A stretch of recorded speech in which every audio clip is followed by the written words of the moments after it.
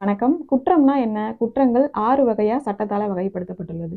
என்ன மாரியான குற்றம்லாம் பண்ணா பெயில் கிடைக்கும்? என்ன மாரியான குற்றம்லாம் பண்ணா பெயில் கிடைக்காது? எதுக்கெல்லாம் வந்து சமரசம் பண்ணிக்கலாம்? எதுக்கெல்லாம் சமரசம் பண்ணிக்க முடியாது? என்ன மாரியான குற்றத்துக்குலாம் உடனே அரெஸ்ட் பண்ணுவாங்க?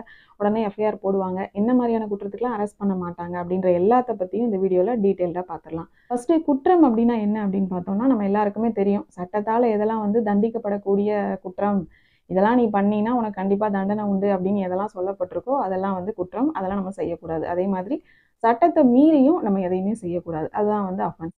6 வகையான குற்றங்கள் என்னென்ன அப்படின்னு பார்த்தோம்னா, காக்னைசபிள், நான் காக்னைசபிள். கைது செய்யக்கூடிய குற்றம், கைது செய்யக்கூடாத குற்றம் அல்லது கைது செய்ய முடியாத குற்றம் அப்படின்னு சொல்லலாம். அதே மாதிரி பெயிலபிள், நான் பெயிலபிள். பிணையில் விடக்கூடிய குற்றம், பிணையில் விட முடியாத குற்றம். அதே மாதிரி காம்பவுண்டபிள், நான் காம்பவுண்டபிள். காம்பவுண்டபிள்னா என்ன? சமரசம் பண்ணிக்கலாம் அப்படின்றது. அப்படிலாம் கூட இருக்கா சட்டத்துல அப்படின்னு கேட்பீங்க. கண்டிப்பா இருக்கு. வீடியோக்குள்ள பார்க்கலாம். அதே மாதிரி சமரசம் பண்ணக்கூடாத குற்றங்கள் அப்படின்னு சொல்லலாம். இதெல்லாம் வந்து 6 வகைகளா நம்ம சட்டத்துல சொல்லப்பட்டிருக்கு. காக்னைசபிள் அஃபென்ஸ், நான் காக்னைசபிள் அஃபென்ஸ். காக்னைசபிள் அஃபென்ஸ்னா என்ன? கைது செய்யக்கூடிய குற்றங்கள். கைது செய்யக்கூடிய குற்றங்கள்லாம் எதெல்லாம் சொல்லலாம்? உடனே கைது செய்யறது என்னென்ன? மர்டர், ரேப்பு, டக்காய்டி, ராபரி இதெல்லாம் வந்து எக்ஸாம்பிளுக்கு சொல்லலாம். இந்த மாதிரியான சீரியஸ் அஃபென்சஸ் நடக்கும் போதெல்லாம் கண்டிப்பா போலீஸ் வந்து உடனே ஆக்ஷன் எடுத்துருவாங்க. உடனே எஃப்ஐஆர் போடுவாங்க. உடனே அரெஸ்ட் பண்ணுவாங்க. பர்மிஷன் தேவை கிடையாது, வாரண்ட் தேவை கிடையாது. உடனே வந்து எஃப்ஐஆர் போட்டு இன்வெஸ்டிகேஷனையும் ஸ்டார்ட் பண்ணிடுவாங்க. இதுதான் வந்து காக்னைசபிள் அஃபென்ஸ். நான் காக்னைசபிள் அஃபென்ஸ் அப்படின்னா என்னன்னா, கைது செய்ய முடியாத அல்லது கூடாத குற்றம் அப்படின்னு சொல்லலாம்.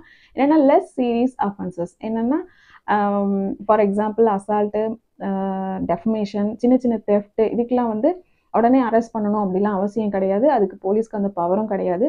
அப்படியே இதில் வந்து மேற்கொண்டு ஆக்ஷன் எடுக்கணும் அப்படின்னா கண்டிப்பாக வந்து வாரண்ட் வேணும், பர்மிஷன் வேணும். இது எல்லாமே கோர்ட்டோட பர்மிஷன் வாங்கி தான் இதுலலாம் ஃபர்தராக வந்து மூவ் பண்ண முடியும்.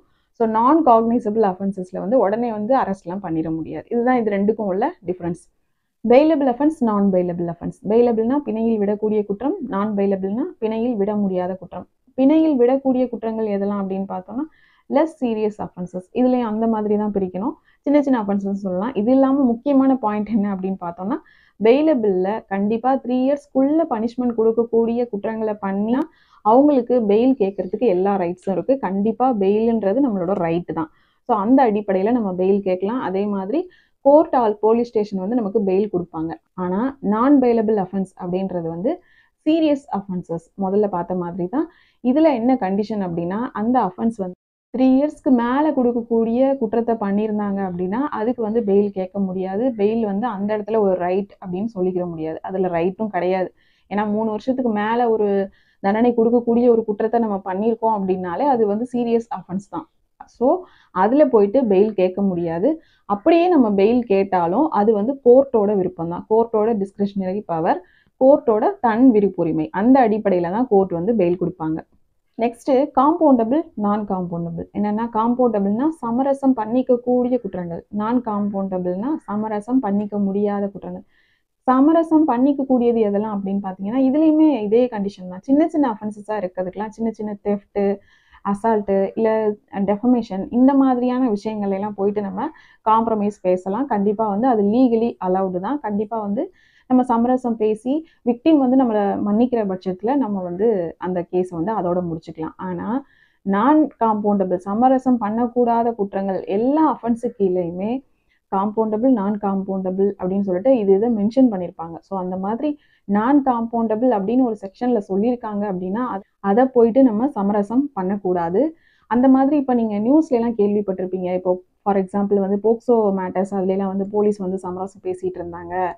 கொஞ்சம் அப்பப்போ வந்து ஸ்டேஷன் மேட்டர்லாம் நியூஸில் வரும்போது தெரியும்.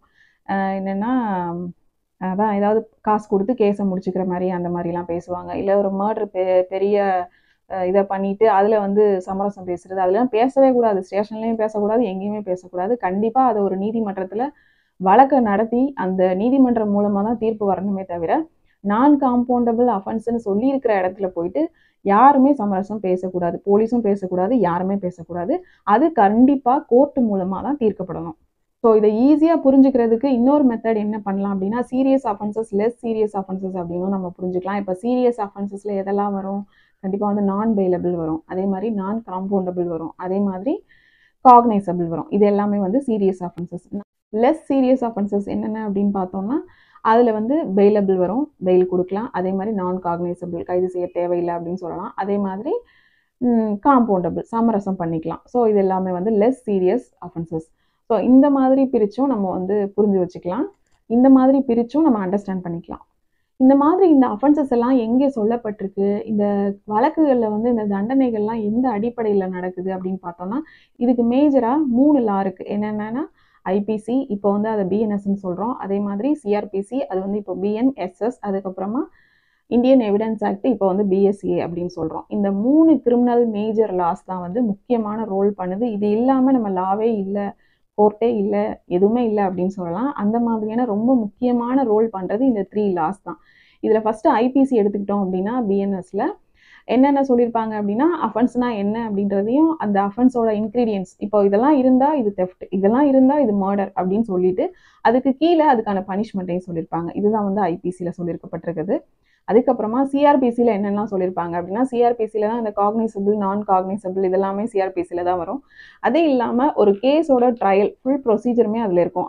அரெஸ்ட்டு, ட்ரையல், பெயில், இந்த மாதிரியான விஷயங்கள் எல்லாமே சிஆர்பிசியில் பிஎன்எஸ்எஸ்ல சொல்லியிருப்பாங்க. அதுக்கப்புறமா எவிடன்ஸ் இல்லாமல் இது ரெண்டுமே இல்லை அப்படின்னு தான் சொல்லணும். ஏன்னா எவிடன்ஸ் வந்து இதுக்கு நடுவில் இருக்கிற ஒரு ஆக்ட் அப்படின்னு சொல்லலாம், ரொம்ப முக்கியமான ஆக்ட் அப்படின்னு சொல்லலாம். எவிடன்ஸில் என்னெல்லாம் சொல்லியிருப்பாங்க அப்படின்னா, burden of proof, admissible evidence, இதெல்லாம் வந்து எவிடன்ஸில் சொல்லியிருப்பாங்க. அதாவது இப்போது ஒரு குற்றம் அப்படின்னா யார் ப்ரூவ் பண்ணணும், யாருக்கு அதை நிரூபிக்கிற சுமை இருக்குது, மெய்ப்பிக்கிற சுமை அப்படின்னு சொல்லுவோம், இல்லை நிரூபிக்கிற சுமை அப்படின்னும் சொல்லலாம்.